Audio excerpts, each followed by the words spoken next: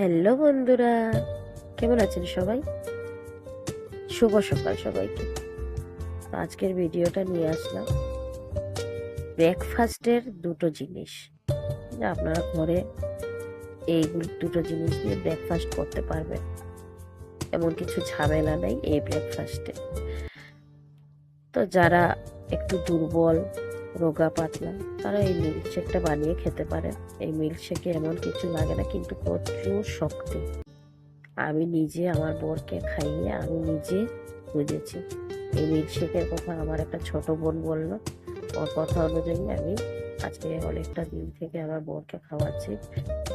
বিশ্বাস করুন, আমার বর মানে যথেষ্ট আরাম পেয়েছে এই মিল্কশেকটা খেয়ে, আর যথেষ্ট শক্তিও পেয়েছে। তাই ভাবলাম আপনাদের সাথে একটু শেয়ার করি ভিডিওটা, আপনারা খেয়ে দেখতে পারেন। তবে এটা ফ্যাট যাদের আছে বা একটু মোটা লোক, ওরা খাবেন না, ওদের জন্য ক্ষতিকর। তো আমি একটু ফ্যাট, আমি খাই না, তাই আমি এইটা খাই। ফ্রুটস এন্ড নাটের এই কর্নফ্লেক্সটাতেও অনেক শক্তি আছে।